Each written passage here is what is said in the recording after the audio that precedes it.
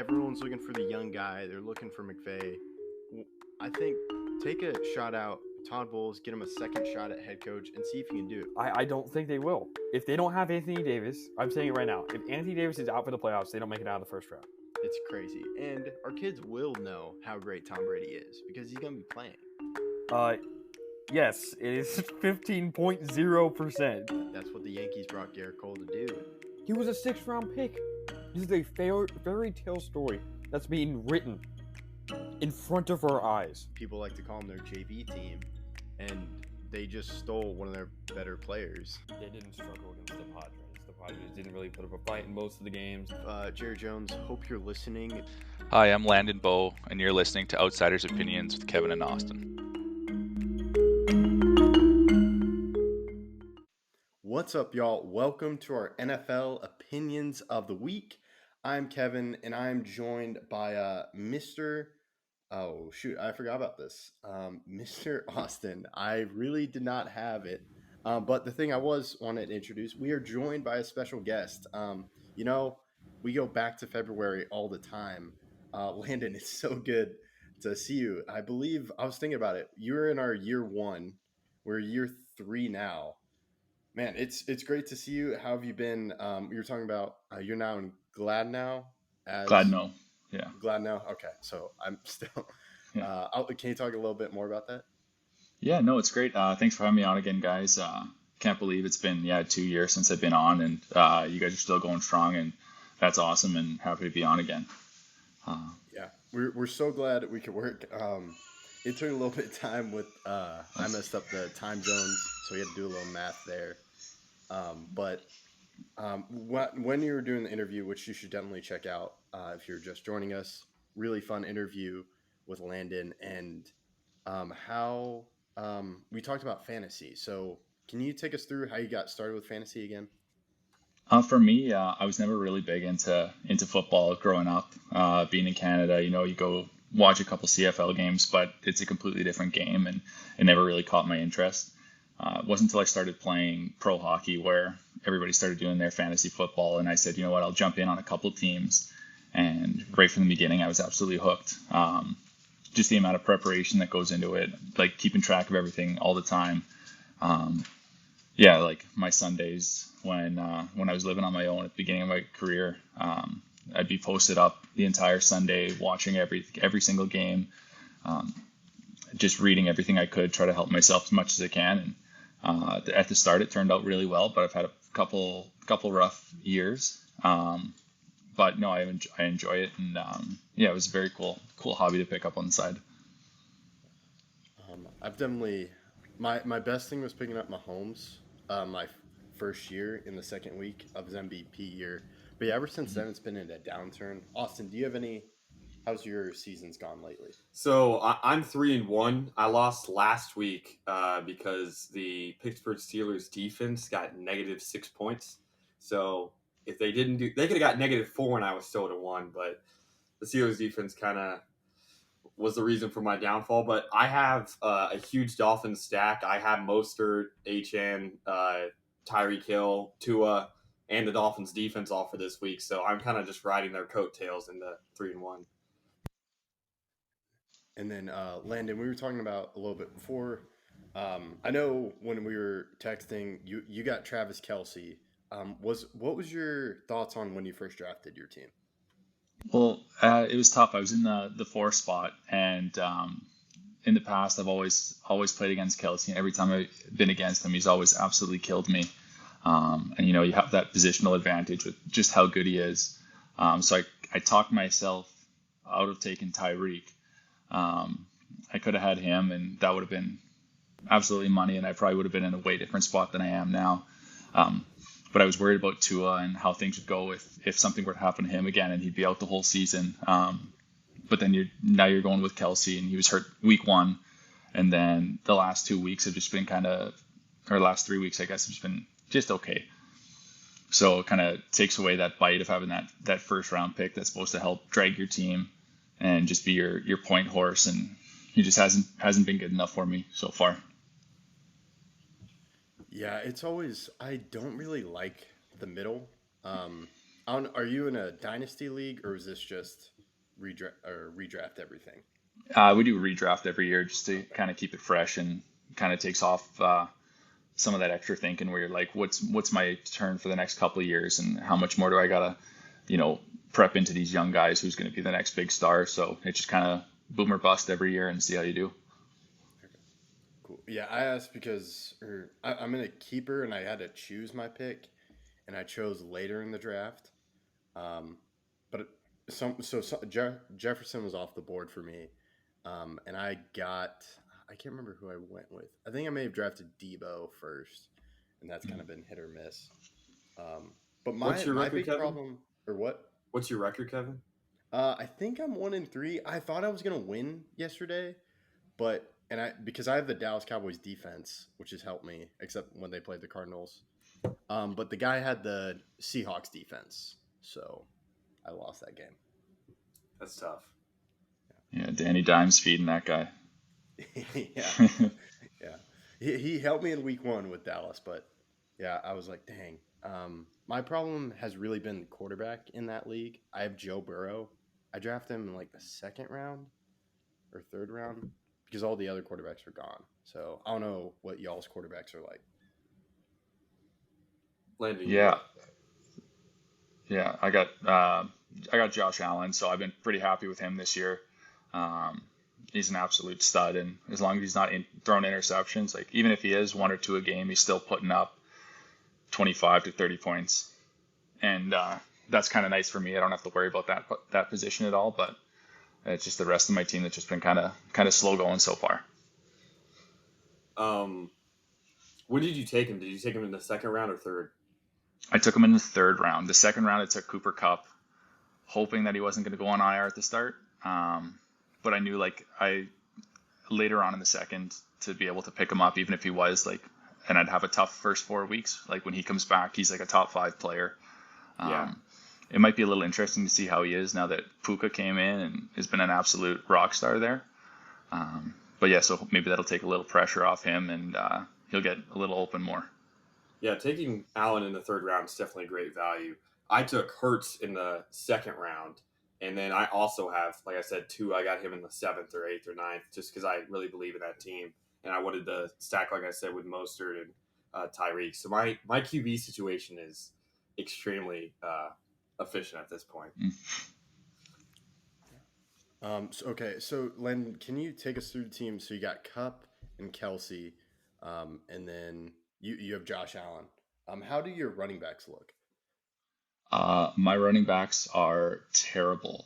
Um, I got Williams on the Broncos, and he's been okay, but really nothing special. And with him getting hurt last week, only getting me 2 points before he was going out, wasn't great. Here, sorry. Can you guys still see me? No. Okay, well, I should have probably prepped a little bit better to make sure. I'm just gonna give a quick look. I'll just talk it out loud. So I got, Ramondre, Yeah. who's been very underutilized. And then I picked up Zach Charbonnet in Seattle, hoping that he'd maybe get a chance as the number 2. And if something happened to Kenneth Walker, I think he'd have a good share there. And I feel like he has a lot of upside, but it's just not his time right now. So we'll see how the season develops with that. Yeah, I got extremely lucky at running back after being extremely unlucky at the start. My two starters at running back were. Can you not hear me? No. Oh no, sorry, I can hear you. yeah, all good. Okay. But I had Najee and J.K. Dobbins to start the year, week 1 going in. And obviously, J.K. Dobbins tears his Achilles, and Najee Harris plays horrible. So I actually got Mostert after week 1. And then after a couple weeks, I got Achane. So I kind of lucked into my running back core. It was not really what I planned at all. And because Najee's been so bad, I haven't even been able to trade him away, and I took him in the 5th round, so he's kind of been a dud the entire year. Yeah, those aren't I two think bad guys to be able to pick up there. Yeah, after week 1. Yeah, it worked out, obviously, but I would say that was more luck than skill. And I think you kind of need that for running backs. To me, that's probably the most tough thing for me because I remember last year I drafted first round James Conner, or maybe second round James Conner, first round Derrick Henry, and my running backs were terrible because Derrick Henry's injured. But I kept Derrick Henry for this year, and I was feeling he'd do well because I feel it goes bad, then they're be good this year. But he hasn't. I also picked up Swift, which has worked Mhm. out lately, but my backups are just terrible. I went with Tank Bigsby and I went with Zeke because I thought he would get touchdowns, but that hasn't worked out. So I think I'm I haven't DeAndre Swift has carried me. I'm hoping Derrick Henry figures it out, but I'm not really sure. Yeah, Henry played well last week, so luckily you got a good performance from him then. But Yeah. uh, are you, Landon, are you thinking about any big trades, or are you kind of stuck with your team as it is? Like the thing with my team is, yeah, I'm kind of stuck on hopes and dreams here because I don't really have that kind of depth that I'm able to add a player that's actually worth any value to anybody without having to give up a big part of my team.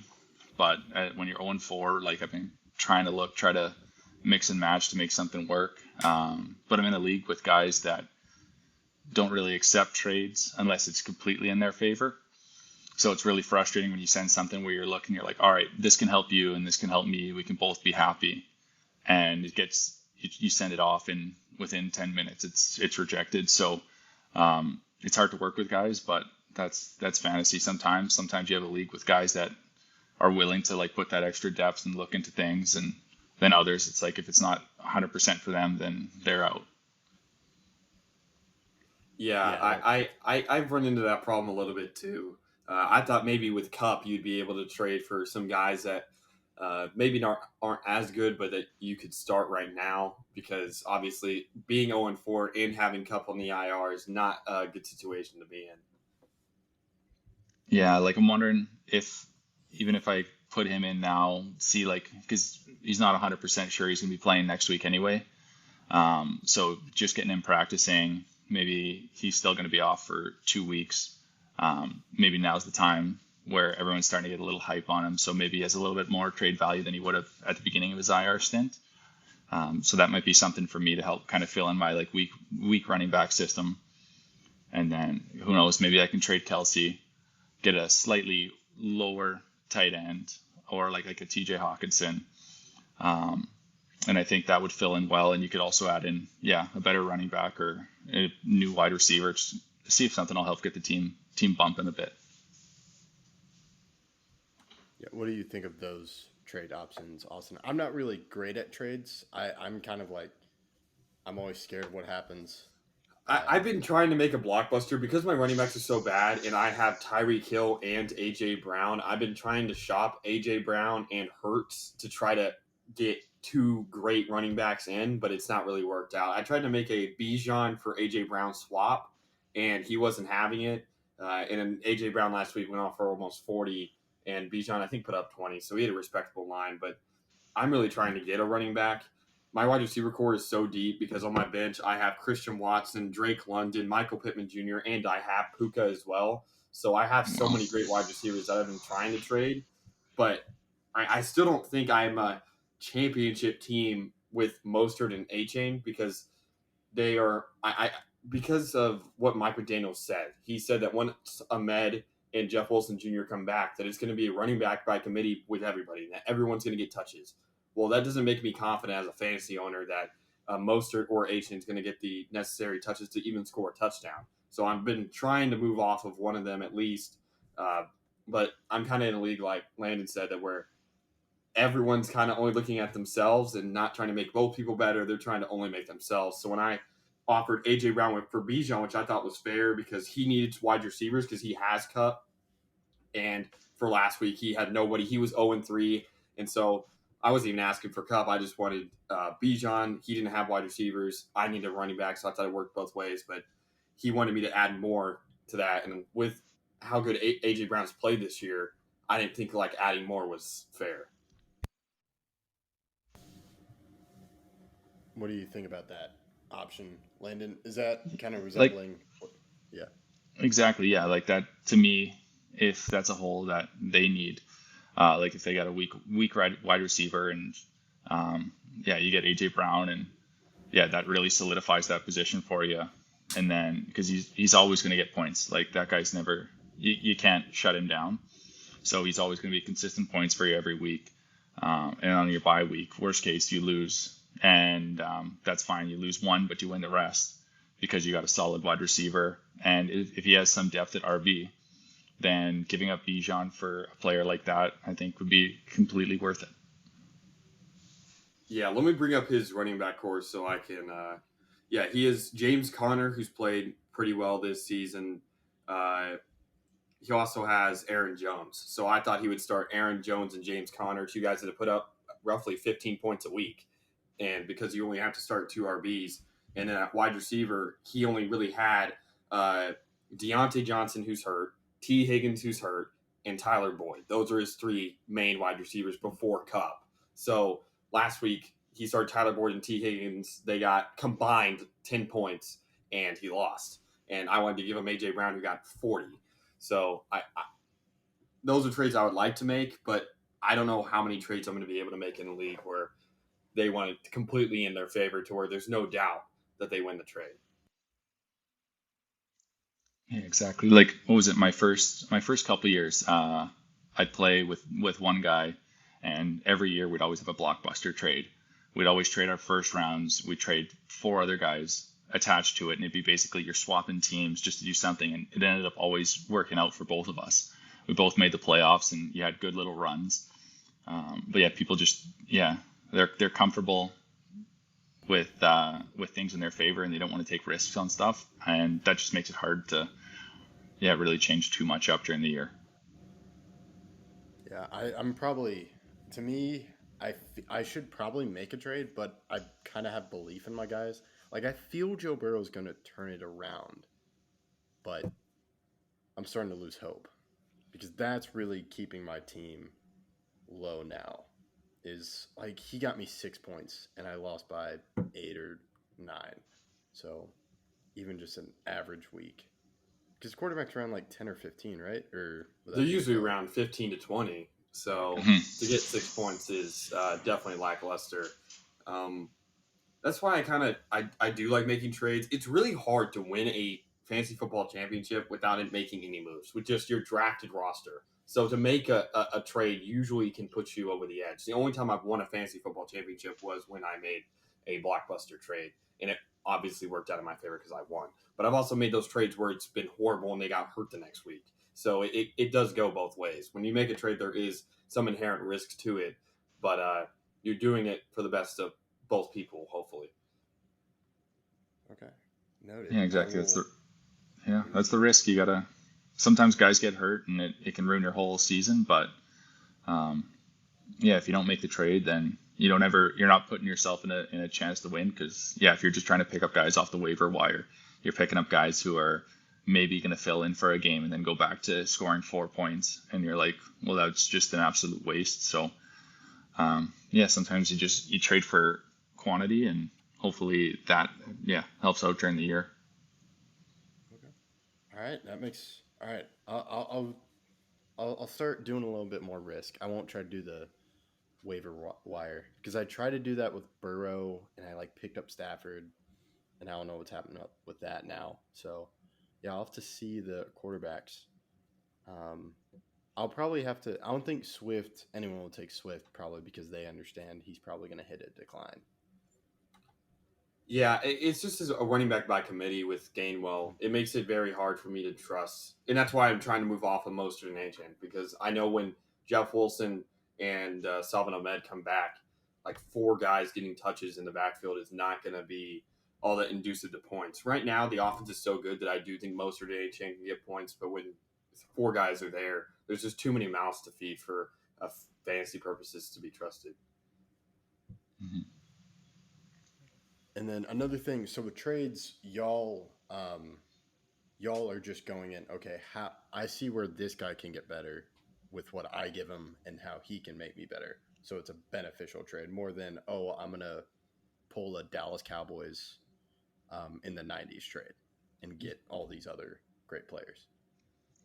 right? Yeah, absolutely. Because yeah, it's hard to convince anybody where you're just picking a guy up off the waiver wire who happens to be filling in for a week and he's projected for 15 points, and yeah, nobody's gonna look at that and be like, oh my gosh, that's a great deal. I can't believe I'm getting that. And yeah, then they're going to be looking at the schedule for the rest of the year, the depth charts, and they're going to see that it's a 1-2 week fill in at best.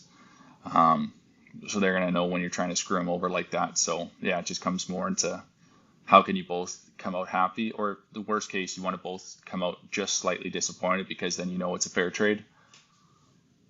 Yeah, you want to see what the other person needs because you're never going to get a trade by trying to fleece somebody else. That never happens, especially in leagues where money is on the line or people actually care about the league. There's no way they're going to trade for, like Landon said, someone who's filling in or a guy that just had one great week uh, when he's historically gotten 4, 5, 6 points.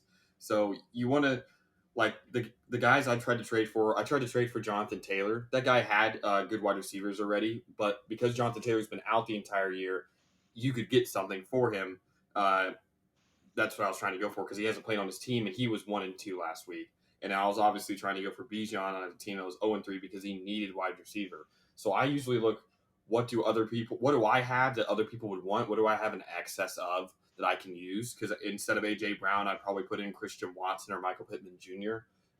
Into that other wide receiver spot. And after I picked up Bijan, I'd obviously start him over Mostert. So and he would obviously get something out of it. So I've never seen many trades work where I'm trying to fleece the guy out of one of their best players, and I'm just giving them a guy off the waiver wire who maybe is supposed to get the same amount of points this week, but that's just because of happenstance, not necessarily because of skill. Um, is there anything else y'all want to talk about for fantasy? I feel better now. I feel I'm gonna definitely cook up some trades. I do got a question for Landon. So you said you're on Cladno. Does Yager play fantasy football? No, Yager stays away from that. Yeah, it's just basically the North American guys on our team that have any interest in it. Because yeah, the NFL is still not big enough over here for the other guys to really want to dig into it, and also for us, it's a lot harder to watch because the noon games start at 7 o'clock here. So you got 7 o'clock, 10:05, 10:25, and then the late games don't start till 2:20. So it's really hard to do that on a Sunday where you got to go into work in the morning and you're watching football till 6 a.m. So that makes it a little tougher for those guys to get into it. But like for us, it's great. We play usually early on Sundays. So by the time I'm done, there's about half an hour before the first games kick off. And then from there, watch Red Zone and yeah, just kind of enjoy it for a couple hours before bed. Yeah, I just thought because was in the NHL for 20 plus years that I thought he may have some interest in it, but I didn't know. Yeah, no, that guy, he's all about work. Yeah, he's all about just working out, skating. Like he'll be middle of the night and he'll still be skating. So for him, that's his life. And yeah, I just don't think there's enough time for fantasy fun. So Well, I think that's all we got, Landon.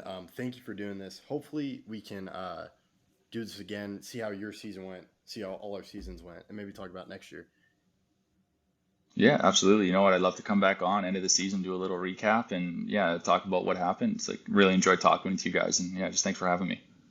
Yeah, it's so great to have you back. Oh, and I forgot to mention this. You're the first interview guest to come back on our pod and talk about something. So we really appreciate that, and really appreciate you coming on earlier on in year one. Yeah, no, thanks a lot. I was thinking about that. I was wondering if you had any repeat guests, and I was telling my wife about that, and she's like, yeah, there's no way they'd want to have you as their first repeat guest. So you know what? I'm really honored, and yeah, I love coming back, and yeah, it's a lot of fun talking with you guys. Hey, well, we were happy. We were like, man, we got to have Landon on, and so yeah, it was the pleasure is all ours for you coming back and being on our guest, and hopefully we can do it some more. That'd be great. Absolutely, I'd love to. All right, and if you haven't, like I said, make sure to check out that Landon interview. Really fun, and his liner will be in this episode. The liner's gone through some changes, but it's been a constant in our videos, so that'll be here. Really appreciate it, Landon. And thank you all for listening to Outsiders Opinions.